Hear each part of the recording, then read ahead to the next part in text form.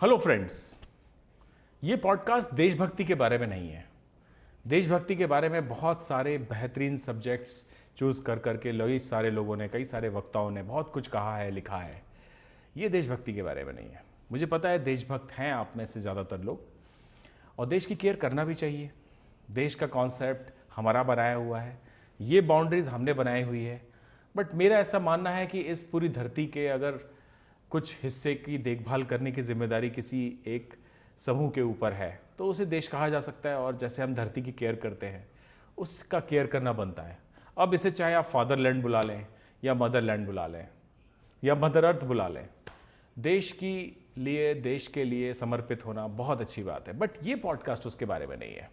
ये पॉडकास्ट इस कॉन्सेप्ट के बारे में है कि देश में चल क्या रहा है, देश की प्रायोरिटी क्या है। कहीं ऐसा तो नहीं हो रहा कि आप थोड़े से भटक आए हैं या थोड़ा रेबल बनने की कोशिश में या थोड़ा अपनी आइडेंटिटी बनाने के चक्कर में आप देश की प्रायोरिटी, देश का मूड, देश की प्राथमिकता समझ नहीं पाए हैं और आप धक्का तो दिए जा रहे हैं, परंतु वो वैसे ही है धक्का जैसे किसी दीवार को धक्का देना। तो क्या आप किसी दीवार को धक्का दे रहे हैं? Are you pushing against the wall? तो इस पॉडकास्ट में हम आपका ये डाउट क्लियर करेंगे कि क्या आप उस डायरेक्शन में पुश कर रहे हैं। रेबल होना बहुत अच्छी बात है, सबको रेबल होना चाहिए, थोड़ा सा अपनी आइडेंटिटी के ऊपर रेबल होना चाहिए। परंतु अपने आप से एक सवाल करिए, कहीं रेबल बनने की आड़ में धीरे धीरे करके आपने वो सारे रास्ते तो नहीं ले लिए जो हर रास्ता रेबल बनने की तरफ ही ले जाता है। हर बार आप एक ऐसा रास्ता ले लेते हैं जो बहुत डिफिकल्ट है। टू प्रूव ए पॉइंट अच्छा है, but every time you should prove A point, ये जरूरी नहीं है। आपके देश की प्राथमिकताओं के हिसाब से आपको मेजरली चलना बनता है for success, for wisdom and to live happily in this society and with your friends. Example ले लेते हैं। आपके देश में लगने वाला जो टैक्स है वो हर जगह ज़्यादा नहीं है। हो सकता है कि आपके देश में एक्सपोर्ट करने पर कुछ बेनिफिट प्राप्त होता हो सकता है आपके देश में टोल टैक्स नहीं लगता हो सकता है आपके देश में फार्मिंग के ऊपर टैक्स नहीं लगता हो सकता है आपके देश में उन लोगों के ऊपर टैक्स नहीं लगता हो जो किसी तरह से नेशन को कंट्रीब्यूट करते हैं, जैसे सोलर पावर प्लांट्स लगाया किसी ने घर पे। जो भी आपके देश की टैक्स की प्राथमिकता है ये आपको पता होना चाहिए। ऐसा भी हो सकता है कि कुछ चीज़ों पे एब्सोल्युटली टैक्स नहीं लगता है, बिल्कुल टैक्स फ्री है। फॉर एग्जांपल, किसी जगह पे होने वाली एंट्री, हो सकता है किसी तरह का होने वाला इंपोर्ट पूरी तरह से टैक्स हो। तो क्या आप उस चीज़ में बिजनेस कर सकते हैं जो आपकी कंट्री की प्रायोरिटी है? फॉर एग्जांपल, किसी तरह का मेडिकल इक्विपमेंट, आपके देश में अगर वो मेडिकल इक्विपमेंट इन हो रहा है और आप उस पर बिजनेस कर रहे हैं तो आपको बेनिफिट मिलेगा। अगर आपके बुक्स सेल करने पर आपके यहाँ टैक्स नहीं है तो बुक सेल करने पर आपको एडवांटेज मिलेगा। गवर्नमेंट जानती है कि इस तरफ प्रायोरिटी है, तो अगर उससे आपको किसी तरह का बेनिफिट हो सकता है, आप किसी बेटर सक्सेस प्राप्त कर सकते हैं, तो क्यों नहीं। इंपोर्टेड गुड्स, जो मैंने पहले भी बताया, इंपोर्टेड गुड्स पे हो सकता है कि आपके यहाँ टैक्स न लगता हो या कि कुछ लॉपसाइडेड हो, मतलब कि कुछ चीज़ों पे ज़्यादा लग रहा है, कुछ चीज़ों पे कम लग रहा है। ऐसा भी हो सकता है कुछ इंपोर्टेड गुड्स पे बहुत ज़्यादा टैक्स लगता हो।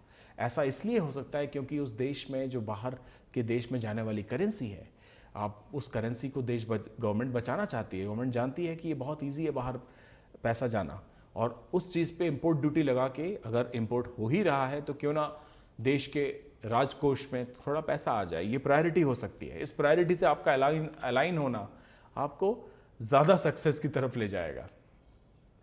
कुछ चीज़ें एब्सोल्युटली फ्री हो सकती हैं। फॉर एग्जाम्पल, लेडीज़ के लिए बस राइड फ्री हो सकती है, टैक्सी राइड फ्री हो सकता है किसी तरह के म्यूजियम्स में एंट्री एब्सोल्युटली फ्री हो सकती है। कुछ देशों में एजुकेशन पूरी तरह से फ्री होती है। आप कुछ ऐसा नहीं कर सकते कि आप इस प्रायोरिटी के साथ अलाइन हो जाएं, तो इससे जो आपके रिसोर्सेज बचेंगे वो इनडायरेक्टली आपको अपने व्यक्तित्व को, अपनी फैमिली को, अपने फ्रेंड, अपनी कम्युनिटी को ऊपर ले जाने में, बढ़ाने में काम आएंगे। ऐसा हो सकता है कि आपके देश पे कोस्ट बहुत ज़्यादा हो, सी कोस्ट।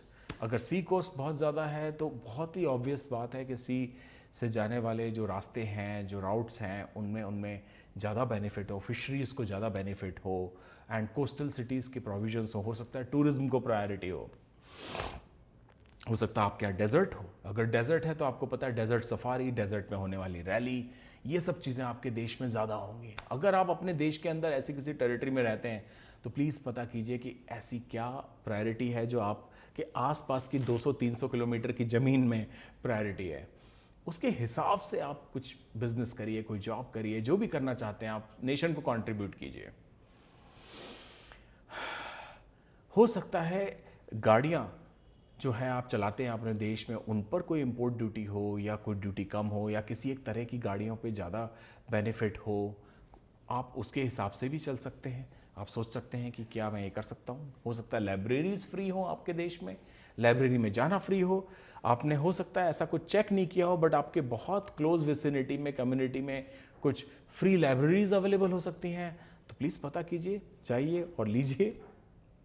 साइकिलिंग हो सकता है फ्री हो, नेदरलैंड्स में जैसे साइकिलिंग राउट्स को प्रमोट किया जाता है। हो सकता है कि साइकिलिंग एक बहुत ही इंपॉर्टेंट प्रायोरिटी हो देश की, एंड यू डू बेटर।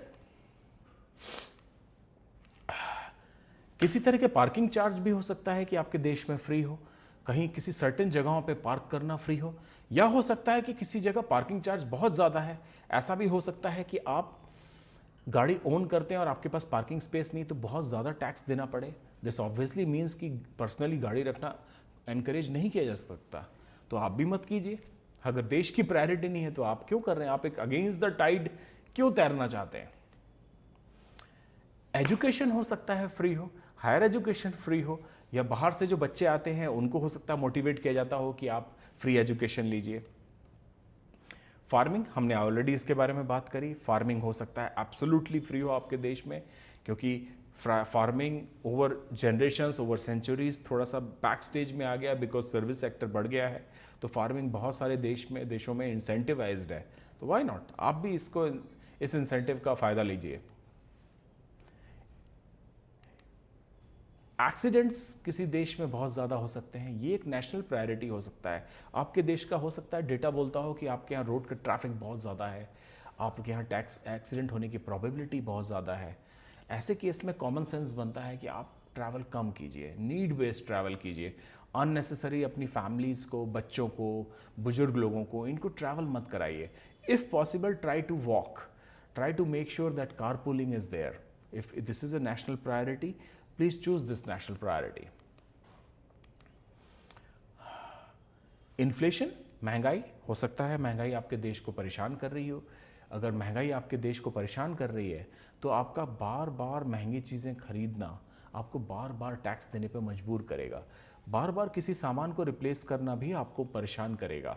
तो इन्फ्लेशन पे तगड़ी नज़र रखिए। अगर इन्फ्लेशन परेशान कर रहा है तो इन्फ्लेशन को कम करने वाली चीज़ें कीजिए। जैसे आप अगर किसी घर में रह रहे हैं तो लंबी लीज साइन कीजिए, लंबे समय के लिए ओन कीजिए। गाड़ियाँ खरीद रहे हैं तो एक बार गाड़ी खरीदिए, अच्छी गाड़ी खरीदिए।